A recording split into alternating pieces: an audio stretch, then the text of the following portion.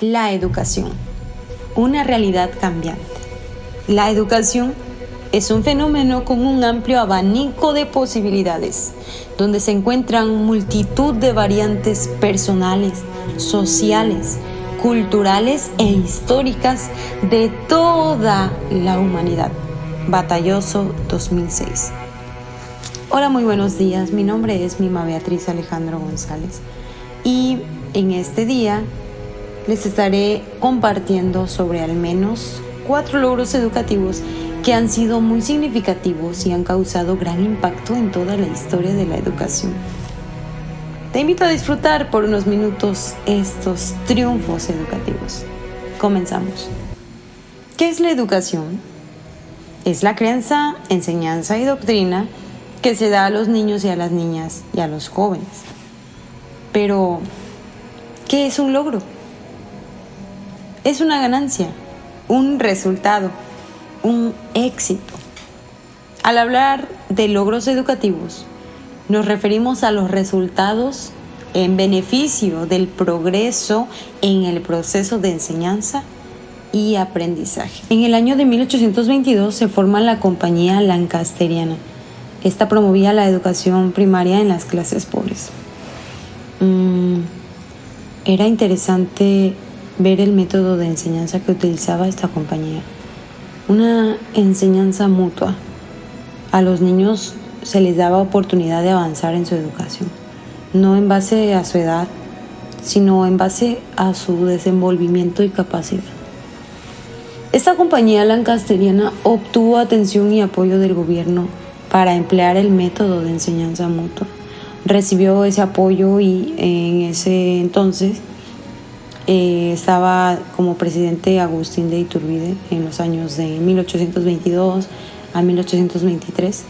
De ahí nos encontramos con Nicolás Bravo, con Vicente Guerrero en los años de 1823. Y es interesante cómo esta escuela fue desarrollándose, empezó a dar ese acceso ilimitado a las letras y a la aritmética. Podemos considerar otro logro el que se llevó a cabo el 21 de octubre de 1823. En esta fecha se creó la Dirección General de Instrucción Pública para el Distrito y Territorios de la Federación.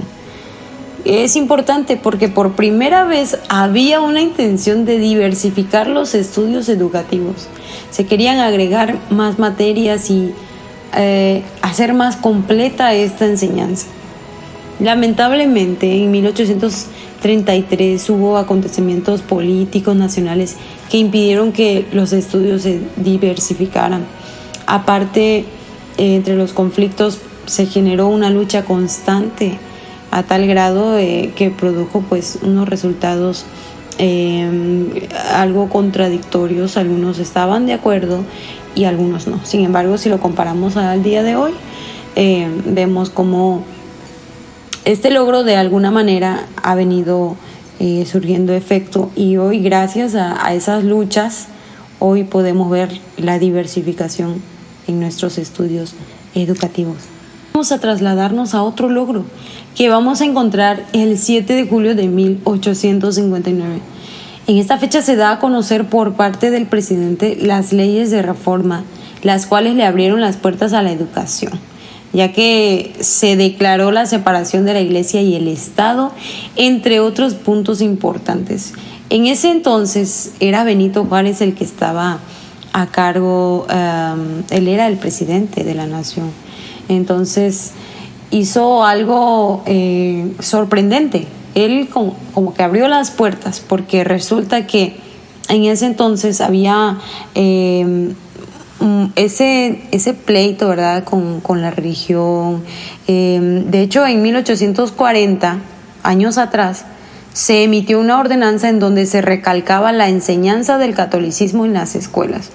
Después, como 3 años más o menos después, se exigía que media hora en las mañanas y media hora por las tardes se diera ahora sí, doctrina.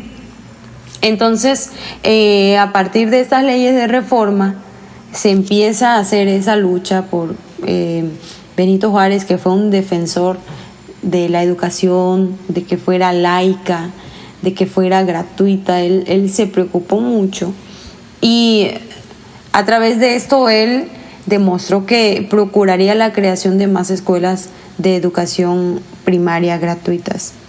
Hubo muchas luchas, claramente, no fue tan fácil, pero ya aquí se estaba marcando esa pauta para ese cambio en la educación.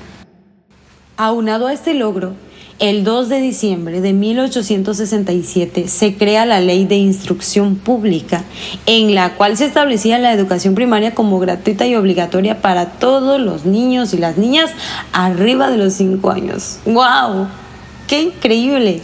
Se separa la enseñanza de la religión, se agregan otras materias como historia y geografía para completar este gran logro. Y para que fuera, no podía haber algo más sorprendente, pero se creó también la Escuela Nacional Preparatoria. Los logros eran grandes avances en la educación, mas sin embargo, a pesar de todos los esfuerzos, no había buena respuesta de parte de los padres de familia, porque al escuchar ellos el término laico, los padres lo entendían como ateo. Y recordamos que en ese tiempo las familias eran muy católicos, profesaban la religión, y entonces les daba miedo de mandar a sus hijos a la escuela. Pensaban que los iban a educar de una manera diferente. Y es curioso porque aún existen ese tipo de pensamientos de que la escuela no es tan importante, y por eso muchos padres prefieren poner a sus hijos a trabajar, los ocupan en otras cosas que según ellos son más productivas. Al menos yo he visto casos en las comunidades donde veo a los niños pequeñitos y sus papás se los llevan temprano al campo, los ponen a vender en el mercado y no le dan esa importancia que merece a la educación porque para ellos pues no les parece necesario. Siguiendo con la mención de estos logros, para el 3 de junio de 1896 se emite una ley donde se nacionalizaron todas las escuelas de instrucción primaria que hasta ese entonces habían pertenecido a los ayuntamientos en el Distrito Federal y territorios. También más adelante, años después, en 1905, se crea la Secretaría de Instrucción Pública y Bellas Artes, la cual promovía una educación nacional. Vemos cómo va avanzando hasta estos años que llevamos, va avanzando la educación, se van abriendo nuevas puertas, nuevos ideales, y al menos aquí ya se promovía esa educación nacional. Era esa la intención de que todo el país, si fuera posible, se educara, porque en base a la educación se creía que podrían entonces lograr el éxito, lograr resultados benéficos para el país. Mencionando estos logros importantes, podemos también mencionar que en 1910 se creó la Universidad Nacional Autónoma de México. Esto causó un grande impacto y fue un logro muy importante. Sin embargo, podemos mencionar que existía la educación, pero para las clases ricas. Había esa diferencia de clases. Y es lamentable eso porque de alguna manera hoy en la actualidad se mantiene esa distinción de clases. Algunos tienen mejores oportunidades de estudio que otros.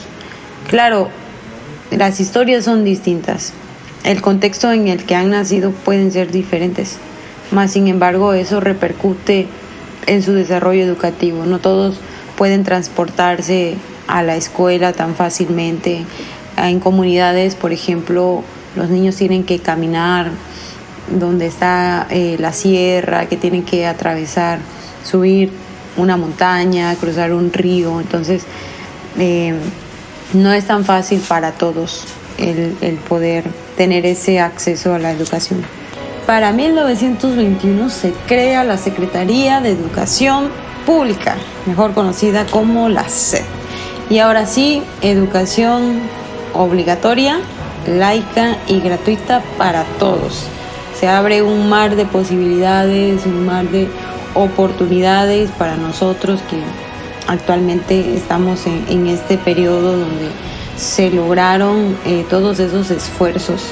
Así que a partir de ahora yo te invito a que juntos valoremos la educación, a que hagamos que estos logros mencionados sigan causando un impacto positivo en nuestra sociedad. Hemos visto, ¿verdad?, que no ha sido fácil, mas sin embargo podemos ver los resultados el día de hoy, y qué mejor que aprovecharlos